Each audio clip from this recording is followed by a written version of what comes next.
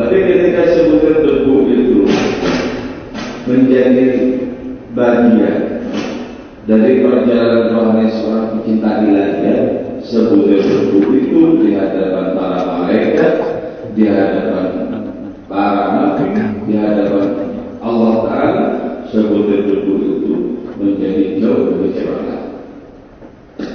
Ini alasannya kenapa jasad Nabi itu tidak pernah melahirkan bayang-bayang. Di atas sana ada matahari di siang yang terik.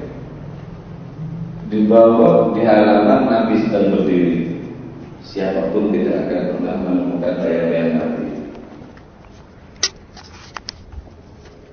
Wala yara dhillaka fis syamsi dhu fatani.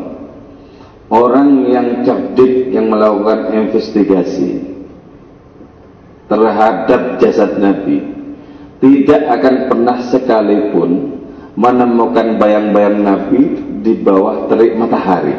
Tidak akan pernah ada. Itu berarti bahwa Nabi itu jauh lebih cemerlang dibandingkan dengan matahari. Dan sebutir debu yang menjadi bagian dari denyut seorang pencinta ilahiyat itu menjadi lebih cemerlang dibandingkan dengan rembulan. Itulah sebabnya rembulan paling purnama tidak bisa menerobos sebutir debu di kaki seorang pecinta. Nah, ini berarti sebenarnya sebuah ajakan tidak langsung kepada kita untuk menerobos kembali, untuk bisa bermukim di sebuah negeri yang murni. Di situ yang ada hanyalah denyut cinta dan rindu kepada Allah Ta'ala. Orang yang paham hikmah hidupnya itu adalah denyut cinta dan rindu kepada Allah Ta'ala, menyaksikan segala-galanya adalah Tuhan, adalah menyaksikan alam semesta ini adalah alam semesta adalah ornamen-ornamen, sementara tujuan paling sublim, tujuan paling substansial dalam penciptaan ini adalah kita, adalah manusia ini. Maka ketika manusia sudah terjauhkan dari kecemerlangan cinta, manusia hanya menjadi makhluk yang murni fisikal semata, makhluk fisikal semata yang posisinya menjadi tidak lebih tinggi dibandingkan dengan makhluk-makhluk yang lain. Hanya ketika ada rindu, ada cinta secara ilahiyat, manusia memiliki martabat di hadapan Allah Subhanahu wa Ta'ala. Jadi kalau begitu, maka seorang pengembara yang kumal, yang diselimuti oleh debu, tapi degup jantungnya semata-mata cinta ilahiyat, pengembara ini sungguhnya adalah pangeran di atas raja-raja dunia. Tapi mata empirik mengatakan itu gelandangan, itu hanya sekedar pejalan kaki yang lelah oleh nafsunya sendiri. Itu mata empirik. Mata yang sudah tercahaya oleh cinta mengatakan itulah pangeran kehidupan. Jadi untuk bisa memasuki ke kedalaman dan keteduhan kebun cinta, orang itu tidak boleh tidak, harus mengalami. Tidak akan pernah didapatkan di bangku-bangku sekolah, di bangku-bangku kuliah, tidak akan pernah didapatkan. Karena itu dalam sebuah syair itu diungkapkan,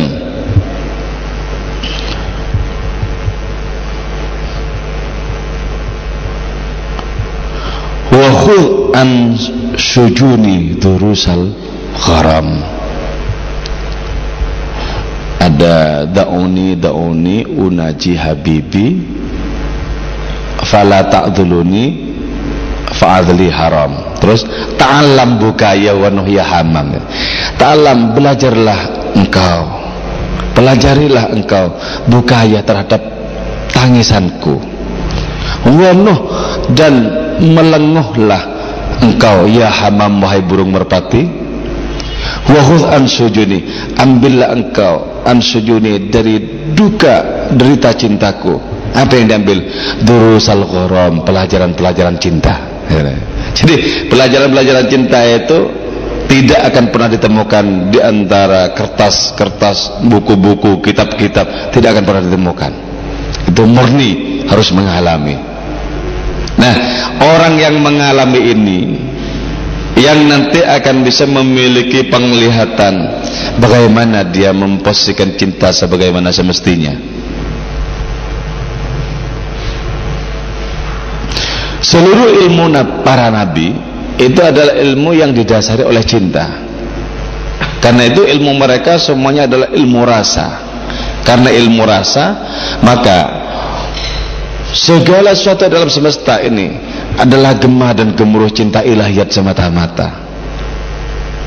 Jadi kalau sini dirundung cinta, dengarkan bunyi apa saja, maka nuansanya cinta. Tapi ketika di sini kering, di sini kerontang rindu dan cinta, segala-galanya menjadi hambar. Kehidupan tidak terlalu menggairahkan. Nah, bagi dia yang debunya tak tertembus oleh rembulan malam itu, di situ ada apa? Ada hadiah-hadiah dari rembulanmu kepada siapapun yang melek malam karena cinta kepadamu. Nah, bagi orang-orang yang sudah dikuasai oleh hasrat cinta ilahiyat, orang ini biasanya seringkali terasa bergejolak hatinya, seringkali panas batinnya, sehingga akan sangat mengalami kesulitan untuk banyak tidur di malam hari. Kenapa? Bayang-bayang tentang kekasih tidak akan pernah selesai untuk menggoda.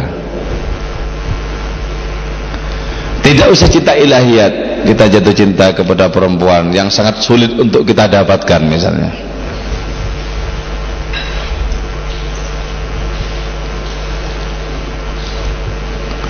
Kita mendapatkan perempuan yang kita incar dan begitu lama untuk bisa kita dapatkan.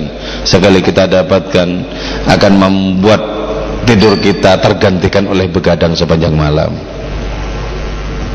Nah, itu baru perkara-perkara perempuan ya, perkara-perkara perempuan yang sudah menggantikan kenikmatan tidur dengan begadang yang sungguh sangat tidak enak itu sebenarnya. Gantikan. Nah, di situ ada hadiah-hadiah. Hadiah apa? Hadiah rembulan ilahiyat bagi orang yang begadang sepanjang malam semata-mata karena cinta kepada Allah Ta'ala. Maka belajarlah untuk begadang sepanjang malam semata-mata demi menisbatkan diri kepada orang-orang yang sudah jatuh cinta, kepada orang-orang yang dirundung rindu ilahiyat. Jangan tidur di malam hari, jangan banyak tidur.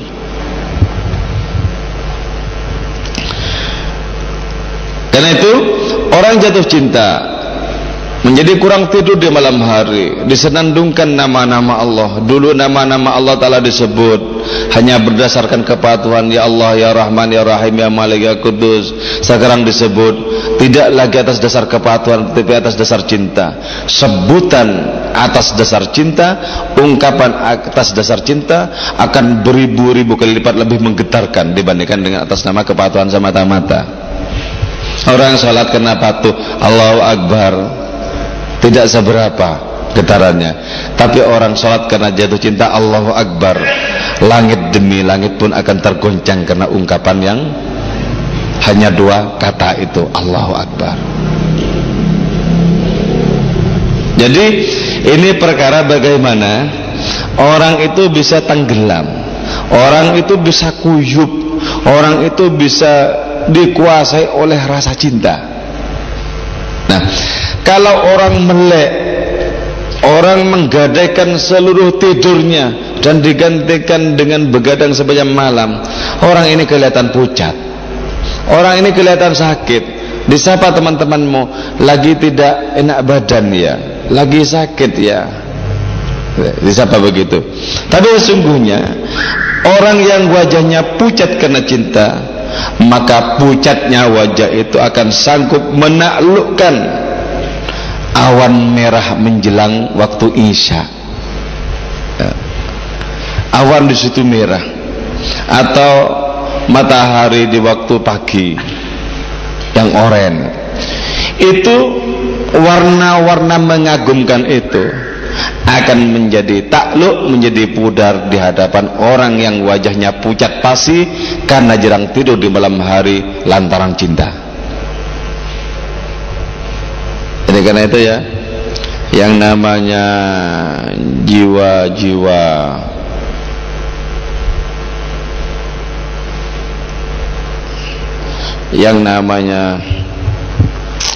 jiwa-jiwa yang kering, jiwa-jiwa yang kerontang, jiwa-jiwa yang tidak pernah merasakan taman bunga ilahiyat, taman bunga cinta, akan sulit untuk memasuki frasa-frasa seperti tadi, akan sulit untuk memasuki paradigma-paradigma seperti tadi.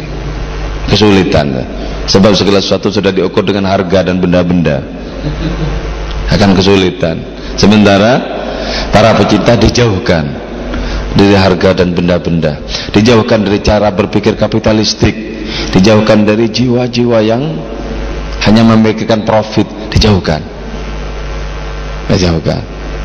Jadi akan kesulitan. Karena itu buang dulu cara berpikir, buang paradigma kapitalistik dalam bentuk apapun itu, baru di situ ada kemungkinan cinta bisa bersemayam. Ada kemungkinan cinta bisa bersemayam. Selama orang masih menghitung untung rugi, pastilah dia bukan seorang pecinta. Masih untung rugi. Kalau begadang apa ruginya, untungnya apa? Kalau berkorban ini kepada perempuan itu, untungnya apa, ruginya apa? Pasti ini bukan seorang pecinta. Ini seorang kapitalis, tapi begitu pandai mengungkapkan puisi-puisi cinta.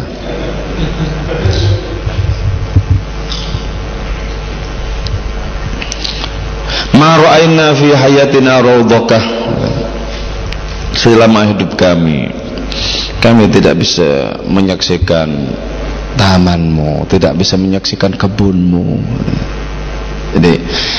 Jadi di dunia ini ya, di dunia ini hanya embusan angin dari kekasih yang ditebarkan, diberi tugas untuk mencari para pecinta.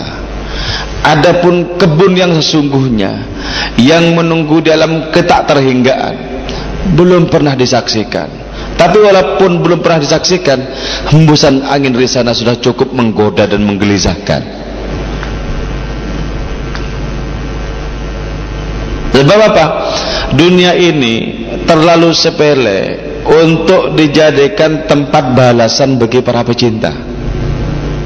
Dunia ini ditakdirkan untuk senantiasa berisi kekeruhan demi kekeruhan, berisi berbagai macam bencana dan malapetaka, berisi tangisan, berisi penderitaan, segala sesuatu yang menyakitkan. Itu isi dunia ini. Dan itu para pecinta sudah cukup terhibur ketika kekasih itu menitipkan aroma wangi lewat hembusan angin yang semilir di malam hari. Sudah cukup. Kata ya, kalau di dalam syair yang sering kali dibacakan di majelis itu ya, itu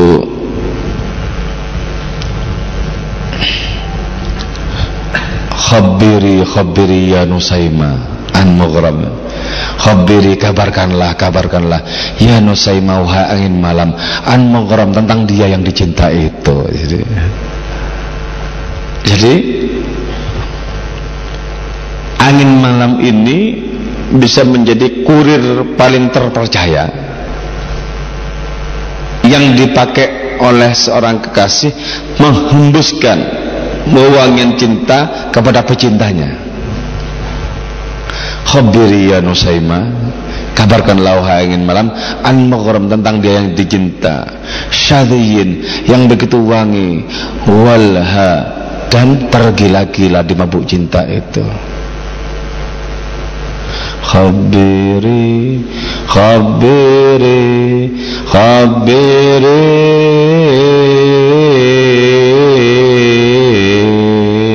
ya Nusaimah amram syadhi walha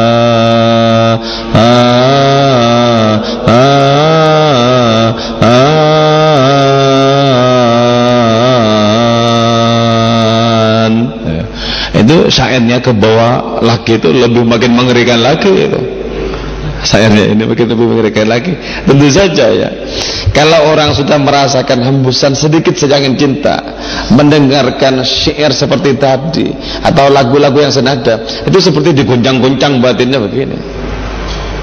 Ketika diguncang-guncang batinnya, seorang pecinta sudah tidak bisa membedakan inikah kenikmatan atau inikah penderitaan. Jadi, orang yang masih membeza-bezakan kenikmatan penderitaan pastilah bukan seorang pecinta.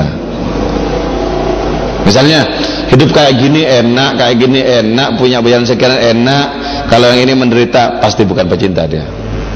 Seorang pecinta itu melampaui segala berbagai macam perbedaan-perbedaan, lampaui ya, lampaui. Air mata adalah kenikmatan yang paling utama, sebagaimana juga berbagai macam gelak tawa bisa juga merupakan penderitaan yang paling mendalam. Aku tidak pernah melihat matamu yang narsis, yang penuh dengan kepentingan karena mabuk ya. Sesungguhnya Gusti Allah Ta'ala itu maha narsis ya, maha narsis. Karena itu Allah Ta'ala menurunkan Quran. Quran itu apa sebenarnya? Quran itu biografinya Gusti Allah sendiri, dipuji-puji sendiri ya, diagung-agungkan sendiri. Gusti Allah itu maha narsis ya. Jadi karena itu aku tidak pernah melihat matamu yang narsis itu ya. Di dunia ini kita terhalang untuk menyaksikan zat Allah Subhanahu wa Ta'ala ya. Terhalang. Cukup Allah Ta'ala mengirimkan tanda-tanda cinta dan kemahakuasaannya kepada kita, dan sepanjang umur kita pakai untuk mengkaji tanda cinta dan kuasanya, itu tidak akan pernah selesai. Dibangkitkan lagi, diminta mengkaji lagi, tak selesai. Dibangkitkan ratusan bahkan ribuan kali, tidak akan pernah selesai membaca tanda cinta dan kuasa Allah Ta'ala. Aku tidak pernah melihat matamu yang narsis, yang penuh dengan kemabukan. Aku juga tidak melihat adanya penyebab bagi datangnya kemabukan itu. Allah Ta'ala berada di luar segala sebab dan akibatnya. Kalau Aristoteles menyebutkan sebagai causa prima, penyebab pertama. Tapi Gusti Allah Ta'ala itu tidak pernah terpengaruh oleh sebab apapun. Bahkan seluruh hukum sebab akibat itu sesungguhnya adalah kepura-puraan yang tidak ada sebenarnya. Karena itu orang ma'rifat ditanya, ada enggak sebab akibat? Tidak ada. Tidak ada hubungannya antara panas dengan mendidihnya air, tidak ada hubungannya. Hanya orang-orang yang penglihatannya terbatas, dikungkung oleh paradigma empirisisme, mengatakan apilah yang telah membuat air itu mendidih. Tidak sebenarnya. Allah menyelipkan jari jemarinya yang sangat halus lembut tak kelihatan, sehingga bersamaan dengan membaranya api, maka didihkanlah air. Allah bersembunyi untuk apa? Untuk menguji kejelian penglihatan kita. Adakah kau melihat api membuat air itu mendidih, atau kau melihat kekuasaanku yang bisa mendidihkan air tanpa api sekalipun? Jadi hukum kausalitas ini sesungguhnya uji coba terhadap seberapa tajam atau tumpulnya penglihatan manusia sebenarnya. Gak ada hubungannya, gak ada hubungannya. Gusti Allah tidak membutuhkan adanya kausalitas dan hubungan-hubungan. Nah, keterbatasan kita kemudian melahirkan kesimpulan-kesimpulan, Contoh gini ya, pacaran dulu, terus tunangan, terus nikah, terus punya anak. Nanti anaknya besar, selesai kuliah, menikah lagi, terus punya istri atau suami, terus punya anak lagi, punya cucu, semacamnya itu ya. Ini Allah Ta'ala bisa mengurut secara terbalik. Tapi bisakah pikiran kita menangkapnya? Punya anak dulu, setelah itu pernikahan, setelah itu baru tunangan, setelah itu baru belajar kenalan. Tapi kita mengatakan, oh nggak bisa itu ya. Nah, penglihatan kita, pikiran kita itu dibatasi oleh ketidakmampuan diri kita sebenarnya. Karena itu jangan pernah yakin kesimpulan-kesimpulan yang kita tarik itu benar. Benar untuk satu waktu, ketika belum diciptakan, ketika belum dianugerahi cakrawala berikutnya. Ketika dianugerahi cakrawala berikutnya, kita katakan penglihatan yang dulu begitu terbatas. Wa fawqa kulli dhi ilmin alim. Di atas orang yang punya ilmu ada yang lebih tinggi lagi. Kalau dulu di sandiwara sahur sepuh, di atas langit ada langit. Di atas kependekaran seseorang ada kependekaran yang lebih ampuh lagi. Begitu seterusnya. Wa fawqa kulli dhi ilmin alim, gitu ya. Karena itu kemudian tawaraita anin nas mithal wafa. Engkau bersembunyi, oh kekasih, kau bersembunyi dari manusia sebagaimana ketulusan. Di manakah letaknya ketulusan? Itu bersembunyi di kedalaman batin manusia. Tuhan pun juga bersembunyi. Di mana Allah bersembunyi? Di balik amal-amal baik manusia, di balik khusyuknya salat yang ditegakkan oleh orang-orang beriman, di balik pelaksanaan tawaf yang memutari Ka'bah, di balik senyum tulus kepada kawan-kawan dan tetangga, di balik santunan kepada mereka-mereka yang terpinggirkan, Allah Ta'ala berada di situ. Sehingga ketika kita merasakan, diam-diam kita bilang, ya Allah, kalau begini adanya, bukankah sesungguhnya engkau menghadap dirimu sendiri? Ketika aku sholat, aku mendapatkan kenikmatan sholat menghadap kepadamu, itu semata-mata karena engkau temani aku, karena kau berikan kekuatan aku, kau berikan kenikmatan aku. Diam-diam aku hanya dipakai olehmu untuk menghadap kepada dirimu sendiri. Konon juga ada orang-orang ngaji tentang engkau, bukankah sesungguhnya engkau mengaji tentang dirimu sendiri? Engkau menjadi bagian dari barisan-barisan orang yang terbata-bata mengkaji keagunganmu. Engkau walaupun hakikatnya yang disembah, engkaulah yang menjadi bagian di antara barisan-barisan para penyembah itu. Engkau memberikan kemampuan untuk melihat al-abid wal ma'bud wahidun, yang menyembah dan yang disembah satu jua adanya, kelihatannya dua. Jadi kan ada banyak hal seperti banyak kembarannya itu ya. Karena orang berjalan di lorong ilahiyat untuk bermasalah dengan Allah Ta'ala, itu seperti bersilat dengan 9 bayang-bayangnya sendiri. Macam-macam. Kenapa? Kesimpulannya tarik sini. Oh, kalau begini, kalau begini. Nah, karena seperti bersilat dengan 9 bayang-bayangnya sendiri, kalau tanpa pembimbing, kemungkinan akan salah jurusan. Kenapa? Begitu sangat rumitnya, begitu sangat samarnya, yang seolah-olah ia ternyata tidak, yang seolah-olah baik ternyata tidak. Ada lapis-lapis penyakit-penyakit rohani, ada virus-virus beraneka ragam secara rohani. Imam Ghazali menunjukkan kitabnya yang terakhir, Minhajul Abidin, untuk menjadikan kita bisa teliti tentang penyakit-penyakit itu. Allah tersembunyi di balik segala sesuatu. Tapi di hadapan orang yang penglihatannya halang, bukan Allah yang tersembunyi di balik segala sesuatu. Segala sesuatu tersembunyi di dalam Allah Ta'ala. Coba mana yang benar? Alam semesta inikah yang menunjukkan adanya Allah, atau Allah yang menunjukkan adanya alam semesta? Nah, tergantung kapasitas penglihatan manusia. Kalau dulu ketika masih di madrasah sanawiyah, di ibtidaiyah, dikatakan bahwa tanda bahwa Allah itu ada adalah adanya alam semesta. Nah, sampai Memang sejak kapan Allah itu tersembunyi sampai membutuhkan adanya sesuatu sebagai perantara untuk datang kepada Allah, untuk sampai kepada Allah?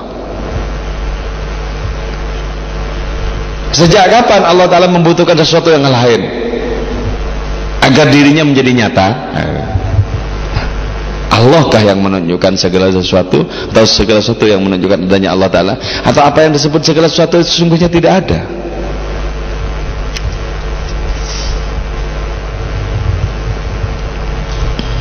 Ma ra'ayna wajhaka mundu amadin ba'id.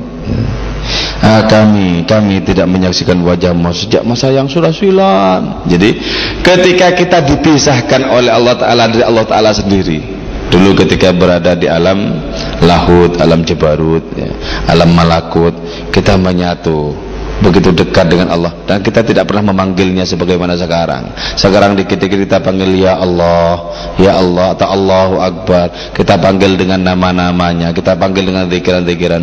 Dulu kita tidak pernah memanggil Allah Ta'ala. Bukan tak cinta, bukan tak rindu, tapi kan antara kita dengan Allah Ta'ala belum ada jarak hingga jantung ini tak perlu berdetak. Sebelum ada jarak dulu. Sekarang dikasih jarak untuk mengetahui apa? Siapa yang paling kencang berlari atas nama cinta dan rindu untuk sampai kepada kampung halaman yang hakiki itu tadi. Maka di bab pertama kitab Masnawi, Maulana Rumi menyebutkan kenapa bunyi seruling sedemikian mengiris-iris hati.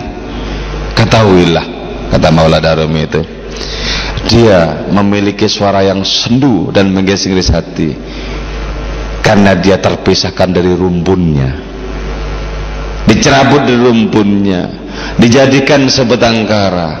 Kemudian karena rindu yang kuat kepada rumpun semula tempat dia tinggal, maka bunyinya selalu sendu dan mengiris-iris hati. Jadi orang bisa saja mendengarkan seruling Jawa Baratan itu ya, bisa saja imannya naik bertingkat-tingkat, wah, sampai tak terhingga itu ya, dengan seruling itu. Tapi kalau orang cara pengabdiannya, ibadahnya kepada Allah Ta'ala matematis itu ya, enggak mungkin bisa naik tingkat keimanannya hanya dengan seruling, enggak mungkin bisa.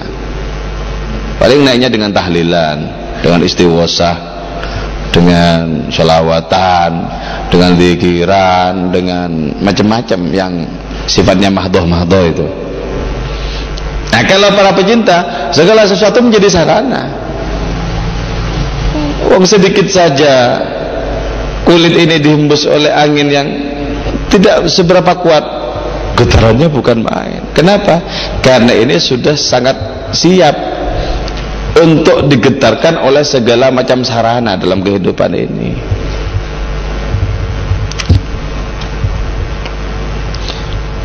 Gusti Allah Ta'ala, wajah Allah Ta'ala, kenikmatan paling nikmat surga, paling surga itu adalah menyaksikan wajah Allah ya. Tidak ada kenikmatan apapun yang bisa menandingi kenikmatan menyaksikan wajah Allah. Wujuhun yawma idzin nadhiratun ila rabbiha nadhirah. Wujuhun yawma idzin, adapun wajah-wajah yawma idzin hari itu, nadhiratun ila berseri-seri, ila rabbiha, kepada Tuhannya itu wujuh, nadhirah, memandang. Pada orang terbelalak Gusti Allah Ta'ala, lenyap segala sesuatu, dirinya pun akan menjadi tiada. Jadi ketika orang terfokus, terhenyak menang Allah Ta'ala, ditanyakan, kau ada enggak? Aku tidak urus, aku ada atau tidak. Jadi selama kita memiliki jiwa yang narsis secara mentah itu, apa-apa aku, kalau Gusti Allah kan narsisnya spiritual ya, kalau ini mentah, aku pokoknya memikirkan diri sendiri sehingga tidak pernah berpikir tentang orang lain gitu ya. Kalau begitu berarti terhalang untuk menyaksikan wajah Allah, untuk mencapai kenikmatan tertinggi itu. Karena orang semakin tertarik kepada Allah Ta'ala, makin tidak hirau kepada kehidupan ini. Saksikan Nabi yang setelah perang Hunain itu memberikan hadiah, memberikan anugerah yang banyak sekali kepada orang-orang yang baru masuk Islam. Ada yang dikasih 100 unta, 100 kambing, dikasih banyak kebun macam-macam. Dan Nabi tidak pernah hirau, aku punya jatah apa. Tidak pernah hirau. Kenapa? Beliau seorang pecinta hakiki, karena itu tidak ada kalkulasi hitung-hitungan apapun kecuali semata-mata karena kebaikan.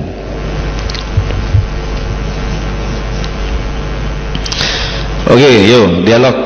Mari silakan. Diminum, dimakan.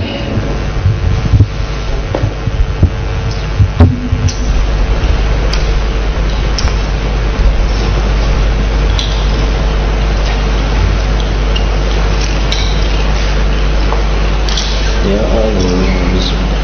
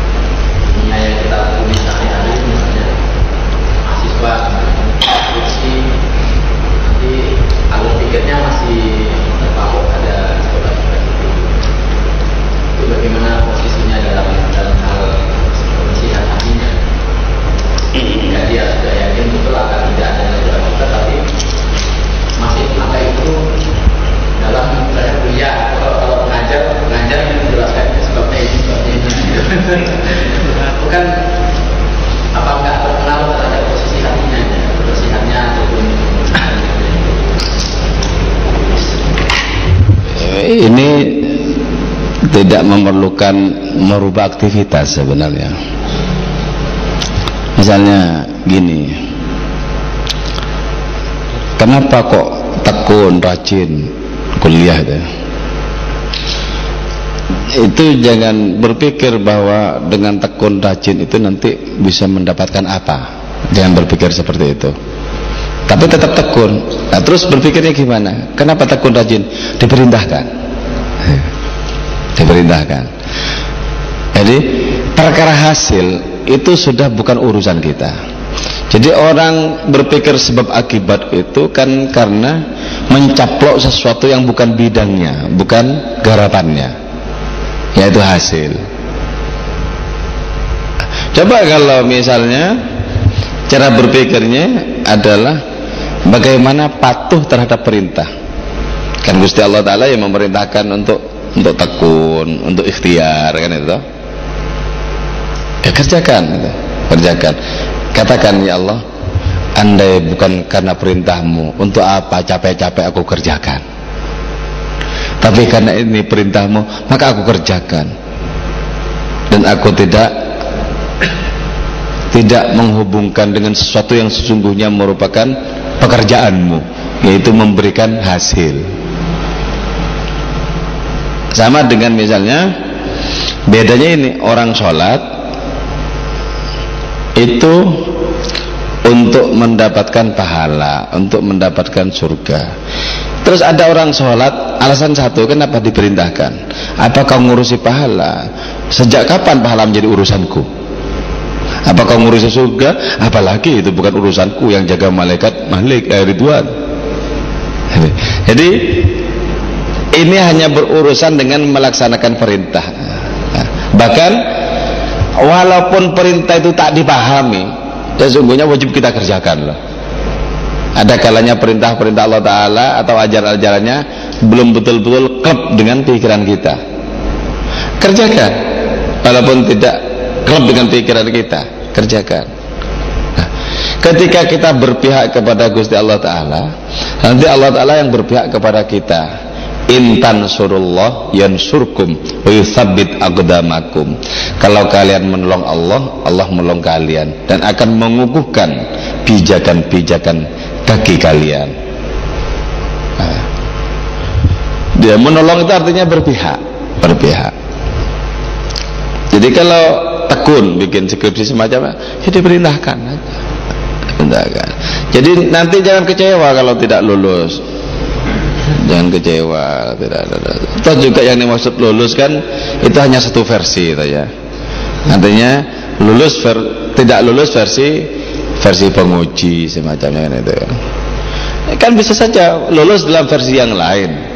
Artinya apa?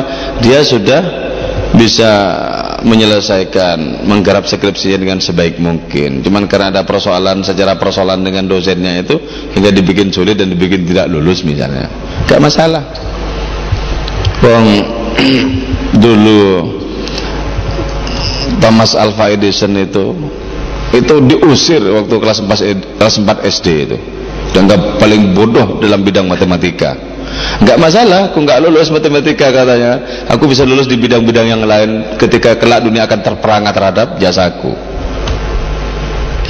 Jadi kalau cuman perkara kan sepele, hidup itu kan bukan skripsi ini sebenarnya. Jadi terlalu simplistis ya. Kalau hidup itu skripsi, terlalu kan cuman gitu. Orang seperti Tagore itu ya. Itu kalau sudah mengisahkan kejengkelannya terhadap dunia sekolah, luar biasa itu. Begitu muaknya Rabindranath Tagore itu, yang pernah menangkan Nobel di bidang sastra itu jengkel banget. Tapi dunia mencatat tentang kiprah dia di bidang pendidikan, di bidang sastra itu mencatat. Itu nggak masalah. Makanya jangan terlalu patuh sama dosen itu. Saya diminta merevisi skripsi, saya nggak mau sama penguji itu. Ini direvisi. Saya bilang, kalau Anda bisa menggugurkan argumen saya revisi. Kalau Anda hanya menyuruh dan tidak ada alasannya kenapa saya mesti merevisi, saya nggak mau. Atas nama kejujuran intelektual saya. Sama juga tesis saya tidak mau merevisi, kecuali coba gugurkan argumennya gimana. Kalau cuma perkara selera, misalnya saya tidak suka model tulisan seperti ini, selera tidak bisa dijadikan argumen.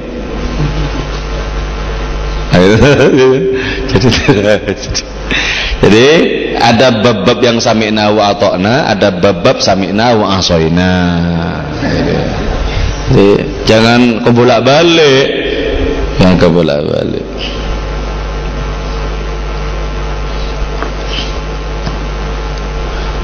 Ini misalnya ya, caranya gimana lah? Bukankah ini kan dicampur antara teh dan gula terus jadi manis? Jangan gitu. Saksikan peran-peran Allah Ta'ala. Peran Allah Ta'ala yang menjadikan manis dengan dicampurnya teh dan gula. Jadi peran Allah yang disaksikan. Kalau Allah menghendaki bawa gulanya 2 ton gak manis ini. Kalau Allah menghendaki loh, dikasih 2 ton gak manis. Kan Allah Ta'ala berkehendak manis kan gitu. Jadi orang yang bisa menyaksikan Allah pada segala sesuatu itu mendahulukan peran Allah dibandingkan dengan adanya sebab akibat. Dulu pernah Ibn Arabi itu ya berhadapan dengan seorang filosof empirisme ya. Kata si filosof itu, tidak benar sebenarnya kalau Nabi Ibrahim itu dibakar kok tidak mempan, nggak benar. Pasti itu ayat itu harus ditakwilkan. Jadi bukan perkara dibakar beneran tuh saya kira ya. Artinya ketika Nabi Ibrahim dihasut, dia tidak terbakar amarahnya, gitu takwil saya. Jadi bukan perkara diletakkan di tengah kobaran api terus tidak terbakar, sebab di mana-mana api memiliki watak membakar, kata si filosof itu. Kata Ibn Arabi, tidak kawan, tidak. Jadi kita perlu menyaksikan tindakan Allah, peran Allah pada segala sesuatu. Kalau Allah tak menghendaki untuk membakar, api pun juga tidak membakar. Nggak ada contohnya. Dan kita tidak menyaksikan Nabi Ibrahim juga kok katanya. Jadi cuma kata-katanya nggak ada contohnya juga. Baik, sekarang kita menuju api unggun di sana itu. Terus keduanya ini datang ke dekat kobaran api. Ibn Arabi ngambil sebuah bara, seret. Ini kawan, kau lihat sendiri. Diletakkan juga ke kawan itu, enggak apa-apa toh. Ini Kalau hanya saya letakkan ke tanganku, ke jasadku, mungkin kau kira ini sulap. Ini saya letakkan di bajumu, di tanganmu, panas enggak? Enggak kok bisa ya? Lah, sudah saya katakan, api itu tidak punya watak tersendiri untuk membakar. Hanya karena dikehendaki untuk membakar, maka dia membakar. Kalau tidak dikehendaki membakar, maka dia pun juga tidak membakar. Dilepas sama Ibnu Arabi bongkah barat. Betul, letakkan. Nah, ternyata si filosof ini penasaran untuk nyoba sendiri. Masa sih pegang kebakar tangannya? lah kok sekarang membakar? Ibnu Arabi bilang, ketika saya pegang, Allah tak menghendaki untuk membakar. Ketika kau pegang, Allah menghendaki untuk membakar. Bukankah yang kita pegang adalah bara yang sama? Nah, cara pandang seperti itu tuh ya, mesti kita terapkan pada segala sesuatu. Bukan nasi itu yang mengenyangkan kita. Allah menghendaki kita kenyang. Kelihatannya pakai nasi. Apakah bisa mengenyangkan tanpa nasi? Bisa. Coba kalau sampean misalnya pengen nyoba ya, sering ketika kelaparan ya, coba sering baca Li'ila fi Quraisyin ila fi rihlatash shita'i was-sayf falyabudu rabb hadzal baitil ladzi at'amahum min ju'in wa amanahum min khauf. Banyak para sufi, ratusan sampai ribuan, datang ke padang pasir tanpa membawa sedikit pun bekal. Di antara ribuan orang cuma 2 orang yang enggak lolos. Selebihnya bertahun-tahun kok hidup. Coba ya. Hidup. Apa bekalnya? Ya bekal Gusti Allah Ta'ala. Orang yang sudah berbekal Gusti Allah Ta'ala itu sudah tidak memerlukan bekal yang lain sebenarnya. Tapi kalau pikiran kita masih gampang, apa iya enggak, jangan pernah coba-coba. Jangan melangkah antara iya dan tidak, pastikan di atas iya. Iya tidak, hancur beneran. Ini makanya harga diri kita itu adalah seberapa tingkat keyakinan sebenarnya. Orang yang keyakinannya kuat bisa melintasi hidup ini dengan tanpa mengeluh sedikit pun.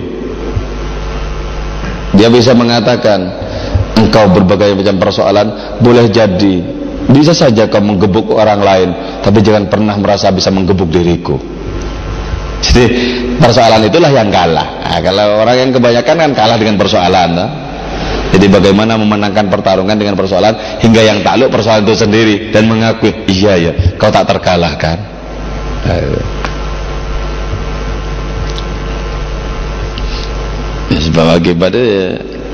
Sebab akibat itu salah satu jebakan Gusti Allah sendiri.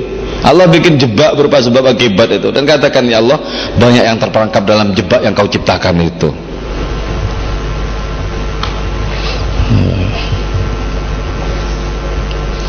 Ada lagi? Ya.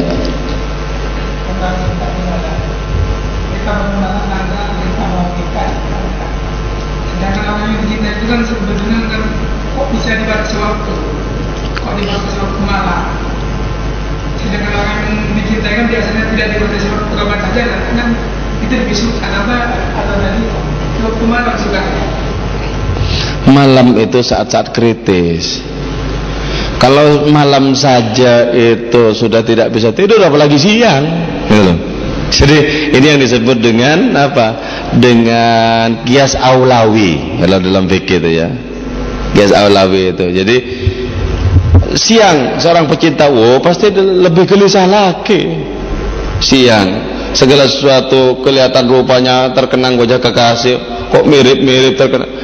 Malam ketika dulu masih jarang lampu-lampu, melihat pohon ban saja.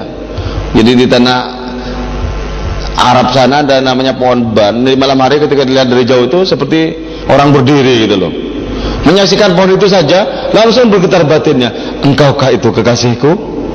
Malam, siang apalagi gitu loh. Jadi haram hukumnya tidur bagi para pecinta.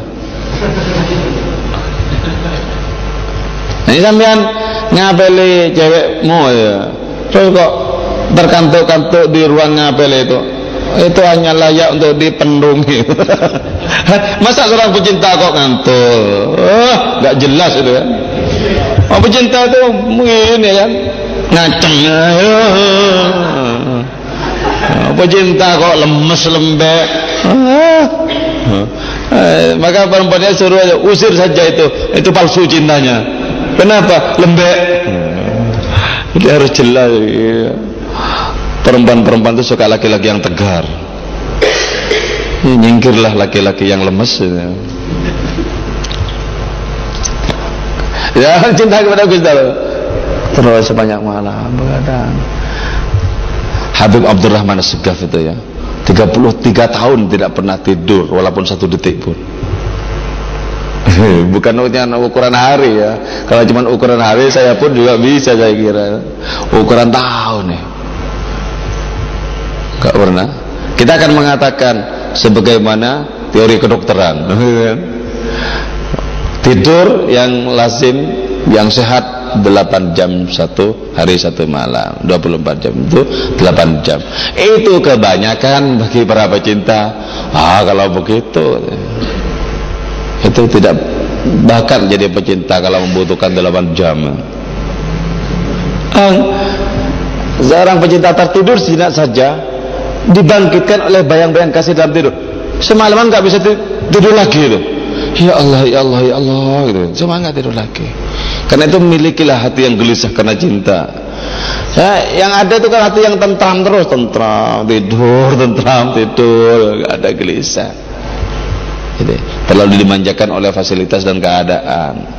Tidak tahu seperti apa ngerinya cinta. Nah, karena tidak ada ngerinya cinta, maka yang ada sekarang itu adalah apa? Keberingkasan nafsu. Wah, nafsu di mana-mana pembunuhan, perempuan-perempuan juga dibunuh. Zaman dulu nggak ada perempuan dibunuh, laki-laki sama laki-lakinya bertarung baru kan. Perempuan-perempuan dibunuh. Adanya nafsu. Nah, nafsu itu adalah imitasi paling buruk dari cinta. Makanya bilang aku mencintaimu, saya kira itu maksudnya aku bernafsu kepadamu. Kalau bilang sama perempuan aku mencintaimu, saya kira wah sudah banyak imitasinya itu.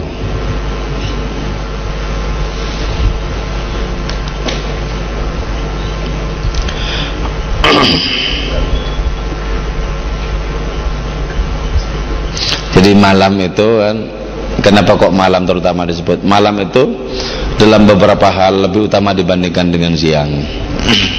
Pertama ya, diawalinya waktu dalam hitungan hijriah itu malam. Dalam hitungan Masihiyah juga sama, malam diawalinya waktu. Terus yang kedua,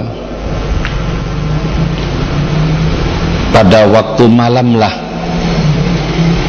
Al-Quran itu diturunkan. Terus yang ketiga, Nabi pun juga hijrah di malam hari, sebagaimana kebanyakan safarnya Nabi, bepergiannya Nabi di malam hari. Terus yang keempat, sabda Nabi, di waktu malam jarak itu dilipat hingga menjadi lebih dekat. Coba sampean buktikan, perjalanan di malam hari bisa lebih cepat itu. Kalau misalnya alasannya siang banyak kendaraan, coba yang sama-sama tidak ada kendaraannya itu. Coba untuk membuktikan sabda Nabi ini benar, bahwa di malam hari jarak dilipat. Terus Allah Ta'ala asa ayam asaka maqam mahmuda. Allah Ta'ala menjanjikan makom yang terpuji, kedudukan terpuji itu karena kehusukan di malam hari juga. Inna nasyi'atal laili asyaddu wat'an wa aqwamu qila. Juga Allah Ta'ala turun itu di waktu malam.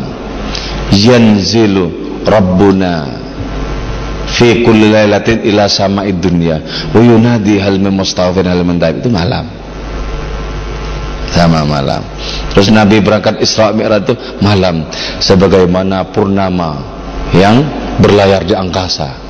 Nabi Isra Saraita min haramin lailan ila haramin, malam hari juga malam. Karena itu kalau sudah orang malamnya bagus, orang malamnya itu sudah bersih, harum secara rohani, dia akan mengarungi siang itu dengan menyelesaikan berbagai macam persoalan. Enak, malamnya bagus, malamnya mendengkur seperti sapi yang disembelih. Siangnya itu bangun merengut-merengut, kalah terhadap persoalan. Malam, jadi terutama malam udah bagus sih. Karena itu perintah kepada Nabi, kumil laila illa qaliran, isilah malam illa qalilan, kecuali sedikit. Itu perintahnya. Kalau Nabi ini wajib loh. Kalau ini perintah kepada Nabi ini wajib, isilah malam dengan beribadah dengan kebaikan, kecuali sedikit untuk sekedar istirahat saja. Ya sedikit, secukupnya aja istirahat. Nisfahu, separuhnya, awingkus minhu qalila, atau kurangi lagi. Misalnya malam itu 12 jam ya, ya minimal itu 6 jam ini yang untuk ibadah minimal. Nah kalau bisa lagi dikurangi, mungkin tidurnya cuma 2 jam. Malam mahasiswa itu kan debat sampai malam, diskusi sampai malam, menjelang subuh tidur nggak sholat. Itu bukan pecinta itu. Ya pecinta diskusi aja.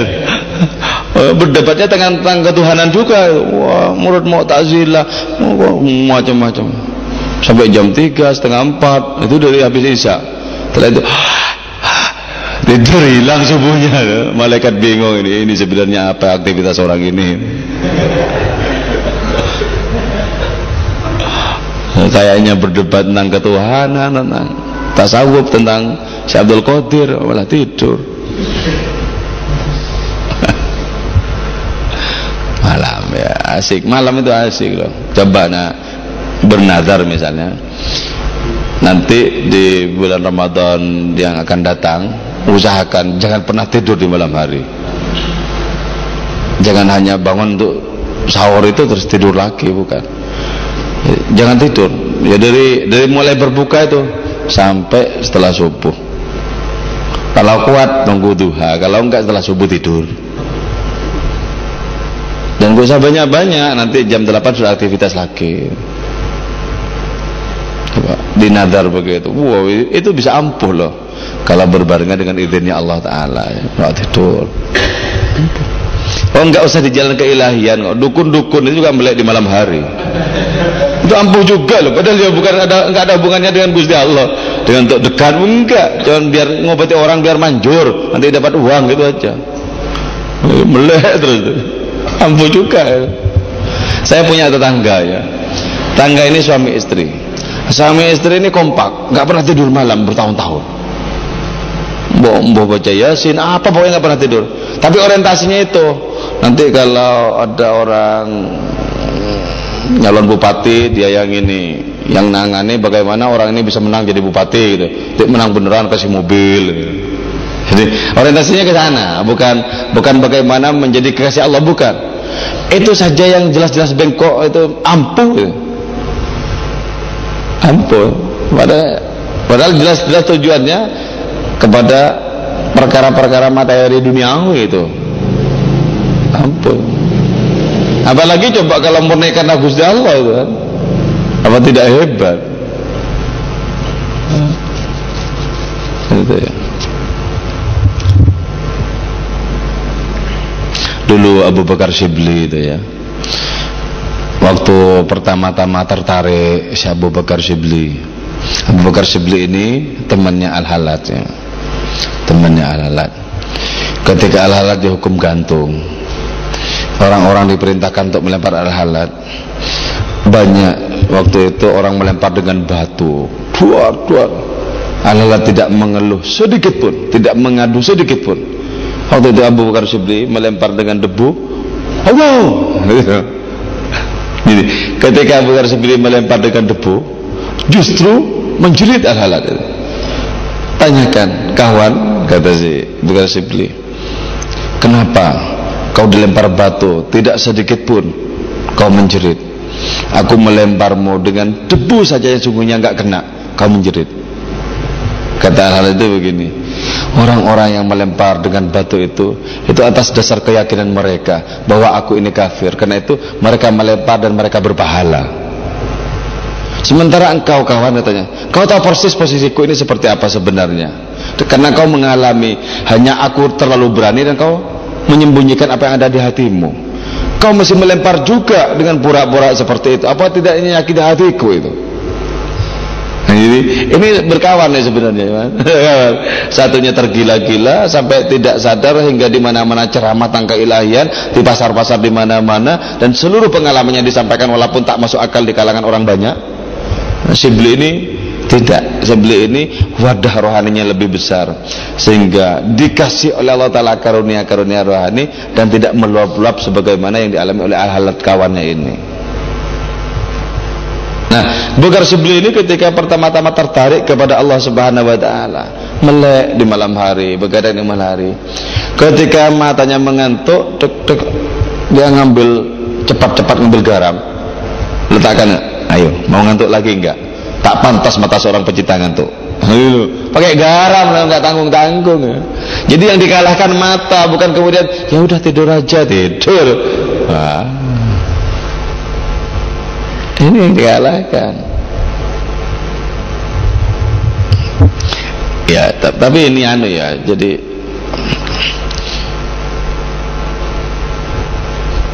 ini jangan, kalau masih di debat itu masih lama mau masuki kepada realitasnya, kenyataannya. Misalnya, kok pengajian-pengajian yang lain tidak ada yang kayak gitu? Oh, masih lama ini. Ya memang nggak ada pengajian kayak orang mabuk-mabuk itu, dan kayak gini nggak bisa disampaikan di umum-umum. Oh, kayak gini, wah, ditinggal orang. Apalagi khutbah di masjid.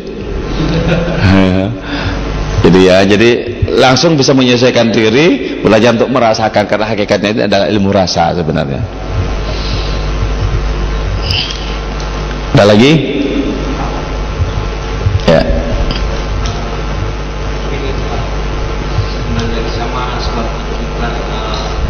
pengalaman saya sekarang hidupnya di dunia saya. Iya. Kalau di sana itu sejak saya masuk sampai sekarang yang diajarkan bagaimana semua alam itu mempunyai kejadian itu mempunyai sebuah akibat. Jadi kadang-kadang yang diajarkan itu nggak pernah itu ya pembuatan dari Tuhan. Yang ditonjolkan itu ya sebabnya untuk bagaimana sih untuk caranya kita nantinya bisa kembali ke bahwa ini semua ya Allah yang buat. Kalau selama ini kalau ada apa pasti sebab kita yang diajarkan. Kemudian kalau ada misalnya es mencair ya karena suhunya naik dan sebagainya itu lah. Jadi pola berpikirnya ya semuanya itu karena sebab akibat, bukan karena kekuasaan. Nanti agar kembali kita itu bisa, karena itu nanti oh sebenarnya ini adalah keputusan dari Allah, itu seperti apa? Ya.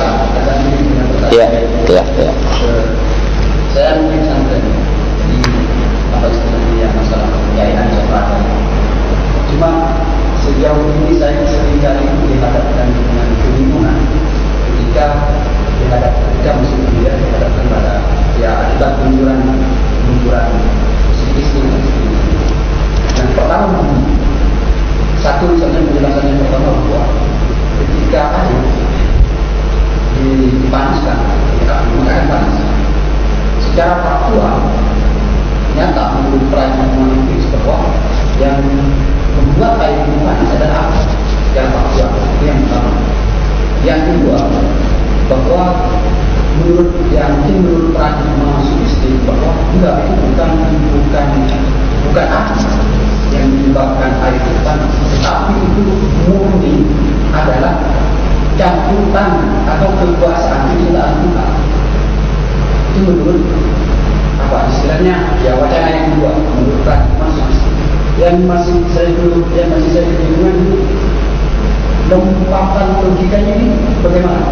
Lompatan logikanya seperti apa? Jadi kok bisa ini secara serta-merta ini ditarik ke transenden? Kok bisa? Ini kan perlu penjelasan perlahan-lahan. Ya, penjelasan karena sejauh ini kan secara faktual, kenapa kita tidak menggunakan yang faktual saja, yang sifatnya pasti?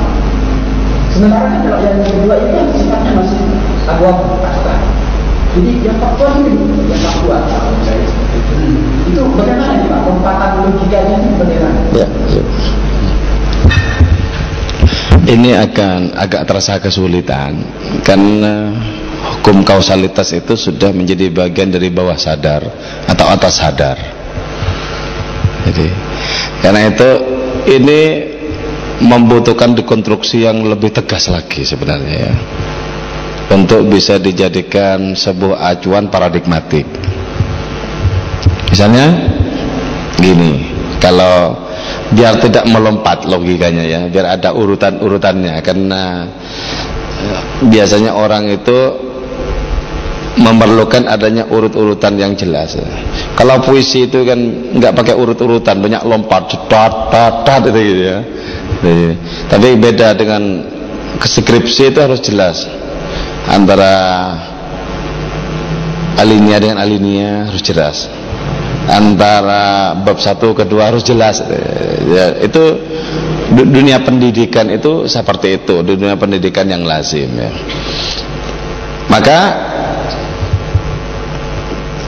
di kalangan para sufi, para wali, bahkan para nabi itu dipakai hanya untuk bisa memahamkan orang.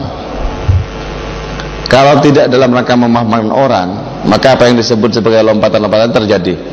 Karena itu jangan ini, kemudian jangan sanksi. Al-Quran itu melompat-lompat.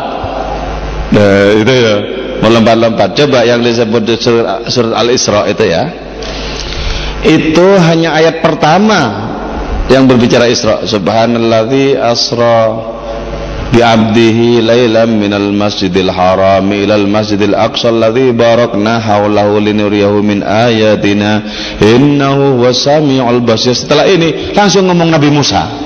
Oh itu loh kok melompat-lompat ya. Coba yang sering dibaca juga di masjid oleh imam masjid itu pasti juga melompat-lompat. Sabbihisma rabbikal a'la alladzi khalaqa fasawwa walladzi qaddara fahada walladzi akhrajal ma'a faja'alahu ghutsa'an ahwa.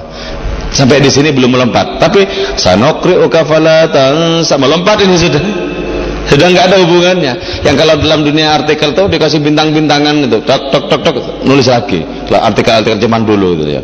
Karena memang tidak ada hubungan yang langsung antara alinea ini dengan yang di bawahnya. Karena itu dikasih bintang baru di bawahnya. Kalau artikel-artikel sekarang saya sudah tidak melihat begitu. Kalau zamannya dulu, iya tahun-tahun 90-an,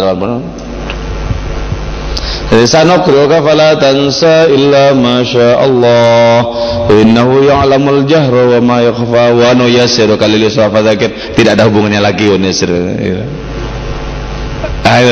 Jadi kenapa? Karena sesungguhnya para nabi itu sudah dididik oleh Allah Ta'ala dengan cara berpikir yang lincah, yang menari-nari, yang melompat-lompat. Nah, kalau kita kan perlahan kayak semut, jadi kaget kalau ada kodok melompat, kaget. Kok begitu caranya? Kan latihan semut, Jadi kalau ada sesuatu yang melompat-lompat tuh nanti ada dua kemungkinan penilaian. Satu mengatakan, itu cerdas banget. Jadi lompatan-lompatan pemikirannya jitu, kan.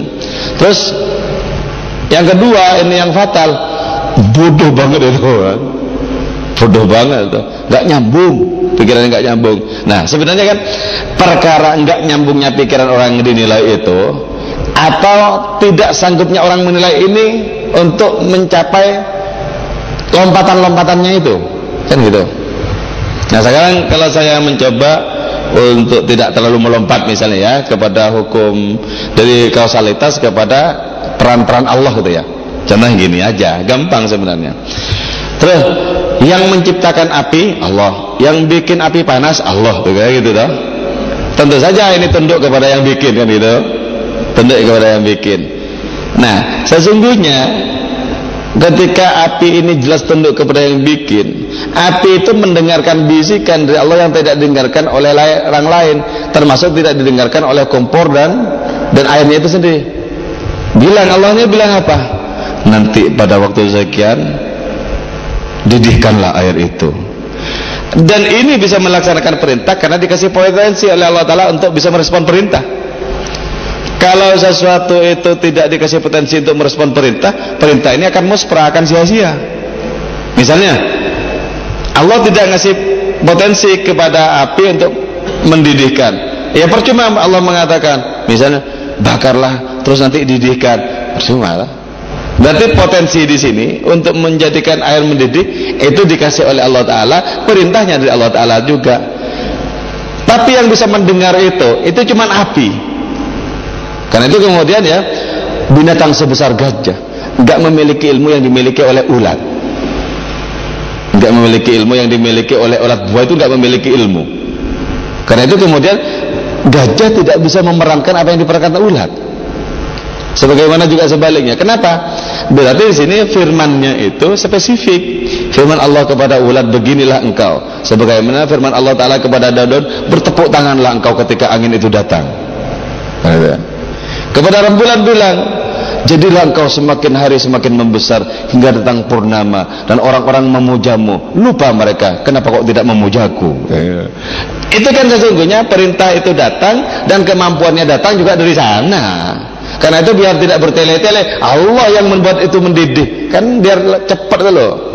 Kalau kita pergi kemana-mana enak lewat jalan tol kok, cepat. Tapi dalam masalah pemikiran kalau tidak dilatih, nggak cepat. Ya cepat. Misalnya ya, anak kecil itu kan membutuhkan 2 tambah 3, 5, 5 tambah 3, 8. Nanti dikurangi 7, 1, jadi ya 1, kalau cepat kan bisa begitu, nggak harus pakai urut-urutan yang terlalu bertele-tele. Jadi kira-kira sudah tahu mau dibelok kemana gitu ya. Jadi Allah tahu persis sebenarnya bahwa Nabi yang menerima Al-Quran ini itu sudah tahu hubungannya antara Sabbih isma rabbikal a'la alladzi khalaqa fasawwa walladzi qaddara fahada walladzi akhrajal mar'a faja'alahu ghutsa'an ahwa. Sanuqri'uka. Sampai sini sudah Allah tahu, ini bisa sudah menghubungkan. Kalau dijelaskan keterhubungan ini bisa panjang. Cuman karena Allah melakukan lompatan cepat set langsung sanuqri'uka. Sama ya sebenarnya. Segala satu sama. Kita mengatakan Allah yang menumbuhkan rambut saya, tapi orang yang tidak terbiasa berpikir begitu mengatakan enggak, itu dari bahan makanan diolah di dalam pankreas kemudian menjadi energi itu disumbangkan ke macam-macam terus diantaranya jadi rambut. Bisa juga cuman bertele-tele gitu kan. Umur kita habis dan tak selesai itu dijelaskan. Jadi karena itu Maulana Rumi mengatakan lompatan-lompat anggap saja sudah sama-sama bisa melompat gitu aja. Ya. Dulu waktu saya masih ngajar di desa, waktu belum ada listrik itu ya, saya masih ingat ngajar di desa. Kalau ngajar di desa itu kan sering diundang untuk macam-macam ya, tahlilan, doakan ini doakan itu. Nah waktu gelap ya, waktu itu kan musim hujan. Saya ngajak teman yang tukang bawa berkatnya itu. Jadi ya, saya yang mendoakan, teman tukang bawa berkatnya. Jadi ada asistennya gitu ya. Ketika gelap dan berjalan di antara desa di kampung itu kan gelap, saya mencoba melompat. Dia melompat juga, sebab dia mengira itu pasti ada air kalau saya melompat. Jadi melompat juga. Padahal ya nggak ada apa-apa, cuman ya biar tidak ngantuk gitu aja. Nggak ada apa-apa. Nah, karena itu penting. Kalau Maulana Rumi melakukan lompatan-lompatan misalnya, atau Nabi melakukan lompatan-lompatan, kita mencoba melakukan lompatan-lompatan itu. Siapa tahu kita bisa memahami dan merasakan. Nah, yang melakukan lompatan-lompatan dalam dunia penulisan itu puisi. Nah, lompatan-lompatan karena itu puisi segini bisa dijelaskan jadi buku tebel. Puisi segini ini. Coba puisinya Surajib Al-Zumbahri misalnya. Walau penyair besar takkan sampai sebatas Allah. Dulu pernah kuharap Tuhan dalam diri, sekarang tak. Kalau mati, matiku bagai batu tamat, bagai pasir tamat. Jiwa membubung dalam baris-baris saja. 7 puncak membilang-bilang, nyeri hari mengucap-ucap di atas pasir. Kutulis rindu-rindu. Walau seluruh huruf habislah sudah, alif bataku belum sampai sebatas Allah. Ini kan cuma seginian inilah. Ini coba kalau ini diulas oleh kritikus sastra, bisa jadi buku tebal. Kenapa? Karena melayani urut-urutan logika itu loh, dilayani tebal seginian. Orang hidup itu juga perlu kita lakukan lompatan-lompatan. Wah, kalau kita mengandalkan membaca sebagaimana yang lazim, yang semestinya itu sebagaimana yang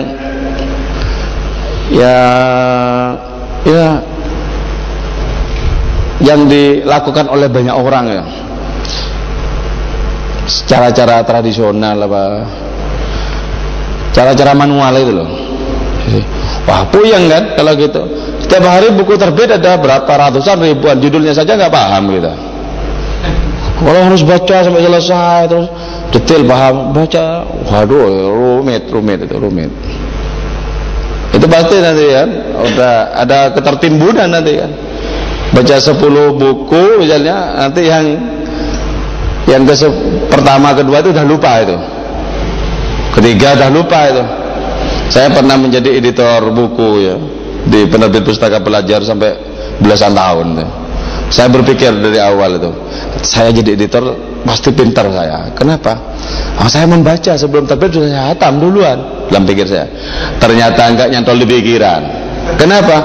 Ngedit buku itu membaca dengan penuh kecurigaan. Mana yang salah ini? Enggak masuk ilmunya. Mana yang salah? Enggak masuk. Waduh. Gini. Makanya ditanyakan misalnya, ini isinya apa? Ya cuman kira-kira begini. Ya, detailnya enggak paham sudah. Terus ada teman saya juga ngedit buku filsafat sejarahnya Hegel, tebel seginian. Saya tanya kawan, ini isinya apa? Mbuh lali aku. Apalagi filsafatnya Hegel, rumit kemana-mana itu. Hilang. Jadi harus kita lakukan lompatan. Jadi pegang simpul-simpulnya, kalau kita kembangkan sendiri bisa, enak. Jadi biar nanti tidak terlalu banyak yang harus kita kerjakan, lah begitu ya.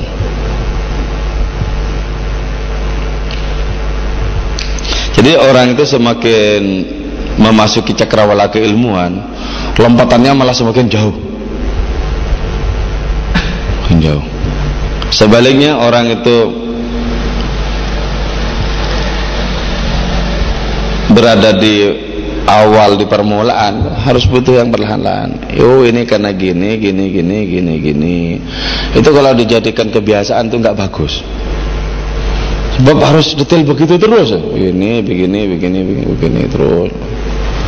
Jadi itu nggak bisa diajak terburu-buru, diajak kabur, nggak bisa.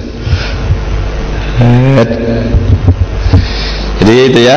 Jadi masalahnya misalnya yang bikin manis kan gula. Loh iya, tapi kan gulanya yang bikin tebunya kan Gusti Allah toh. Petani-petani tebu kan cuma menanam. Setelah itu diurusi bagaimana semakin tinggi, semakin besar, diurusi tumbuhnya kan enggak juga. Petaninya pulang, Allah yang ngurusi, mewakili kepada para malaikat urus itu. Tetapi tetap restuku itu yang bekerja di situ. Dari tebu kemudian Allah Ta'ala kan bikin tebu itu makin tua, akhirnya dipanen. Yang bikin kekuatan untuk memanen para petani itu Gusti Allah juga. Terus yang bikin kekuatan ngangkut ke atas truk, terus yang bikin ilmunya bikin truk, ya Gusti Allah semua. Kan jarang kan Gusti Allah semua, nggak ada yang bukan Gusti Allah coba. Terus yang bikin pabrik gula ya memang manusia, tapi bikin cemerlangan pikirannya Gusti Allah juga. Makanya orang kalau dekat kepada Allah baca Karl Marx sampai kepada Allah. Sampai orang dekat kepada Allah baca Einstein nyampe kepada Gusti Allah. Nah ini yang disebutkan Rabbana ma khalaqta hadza batila subhanaka faqina adzabannar. Jadi ilmu apapun menggetarkan kalau ada keterhubungan dengan Gusti Allah, apa saja. Ilmu agama sekalipun enggak menggetarkan kalau tidak ada hubungannya dengan Gusti Allah, orientasinya dengan Gusti Allah. Misalnya orientasi apa? Orientasi sebagai pekerjaan, enggak ada. Enggak ada. Dosen-dosen UIN juga Banyak juga ya kan loh korupsi kecil-kecilan, bikin acara apa banyak juga. Saya dilapori dosennya sendiri juga banyak. Nah, berarti kan agama sebagai pengetahuan, bukan mendarah daging di dalam hati dengan ketulusan, bukan. Itu profesi itu. Banyak loh. Jadi banyak sampai nggak bagus akhlaknya dengan dosen lain, nggak bagus. Dosen ini yang bikin proposal untuk digarap oleh universitas, ternyata dipakai dosen lain untuk punya kerjasama dengan siapa, dan ini sudah nggak dipakai yang bikin proposalnya ini. Nanti marah-marah ke sini, ya. Apa itu cerminan keagamaan? Enggak.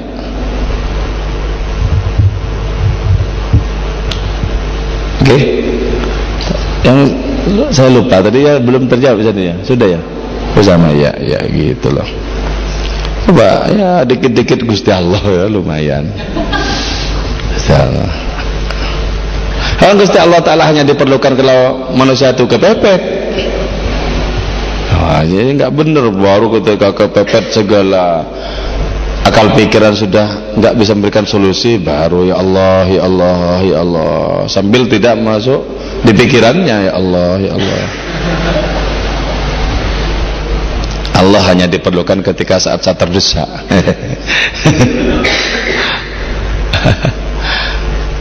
Ada lagi? Ya, coba ya menyelesaikan satu halaman dulu. Ada yang selesai. Ini, ayyuhal habib, wahai kekasih, kami ini adalah kawan bagimu dalam masalah cinta. Jadi kita sungguhnya berkawan dalam Allah Ta'ala, di dalam wilayah cinta. Kita ini objek cintanya sebenarnya. Allah menciptakan alam raya, nada dasarnya cinta. Nah, objeknya itu kita, yang dimunculkan oleh cinta itu ya kita ini. Karena itu nahnu qurana'u laka fil mahabbah, kami ini adalah kawan bagimu dalam masalah cinta. Di mana kau letakkan kakimu, disitulah kami adalah bumi tempat kau pijak. Hubungan antara kekasih dengan pecinta. Kemana kekasih itu melangkah, maka di telapak kaki kekasih itulah kemudian pecinta itu merelakan diri. Itu menunjukkan adanya keterhubungan yang intens antara pecinta dengan kekasih, sehingga merelakan diri diinjak. Oh, kalau sampai seorang pecinta itu diinjak dengan mesra, oh itu bukan sakit, nikmat sekali diinjak. Coba sampean ya, baru punya pacar cewek, ya mas tak injekin pahanya, injek, wow senengan, senengan, minta diinjek lagi. Nah, bagaimana mungkin di dalam mazhab cinta kami hanya menyaksikan alam bersamamu dan tidak menyaksikanmu? Kalau betul-betul ada cinta dalam batin, orang pasti saja, pasti tidak hanya menyaksikan alam, tapi terutama menyaksikan Allah Ta'ala bersama dengan alam itu sendiri.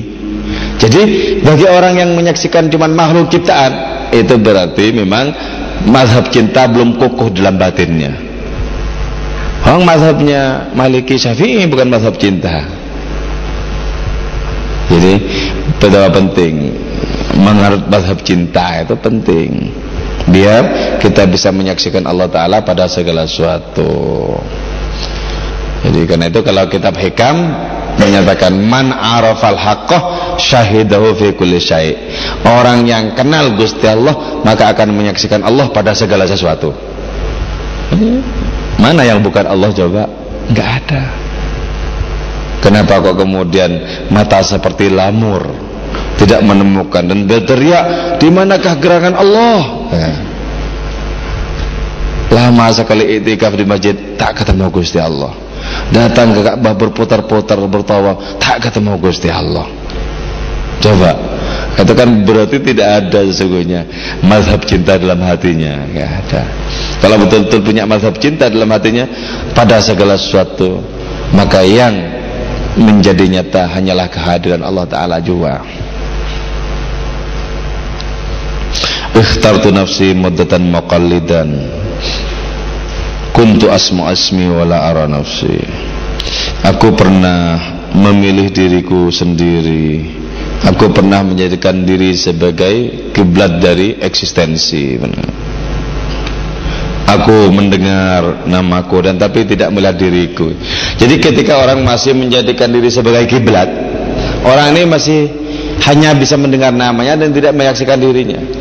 Kalau betul-betul bisa menyaksikan diri secara hakiki, pasti menyaksikan Allah. Jadi kalau diri masih disaksikan terpisah dari Allah Ta'ala, itu bukan diri. Orang yang bisa menghatamkan kitab bernama diri pasti bisa membaca Allah, bisa menyaksikan Allah.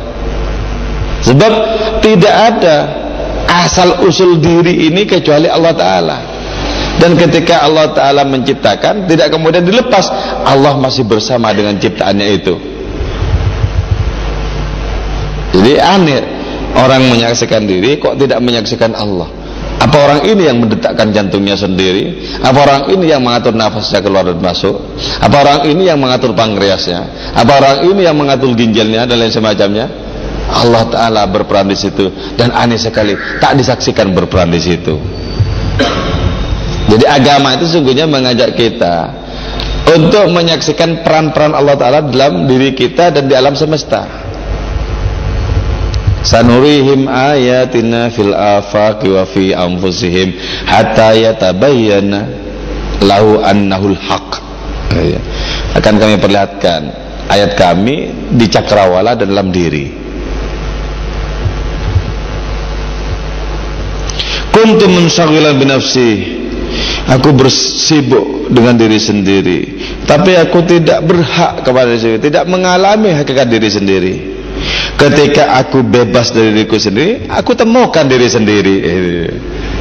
Coba bisa memahami yang terakhir ini. Ketika aku sudah terbebaskan dari diriku, aku malah mendapatkan diriku. Artinya ketika sudah terbebas dari diri yang dianggap sebagai pusat eksistensi, justru menemukan hakikat diri, tersambung dengan tangan ilahi.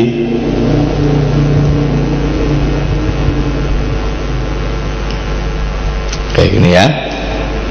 Ya nanti yang mau melatih dilatih aja, mau melek apa. Kalaupun belum pernah jatuh cinta kepada siapapun, panggillah siapa saja dengan alasan semata-mata ingin menumbuhkan rasa cinta. Oh engkau, siapa saja terserah. Ya, biar apa? Biar bisa bertarung melawan, mengalahkan sunyi dan gelapnya malam.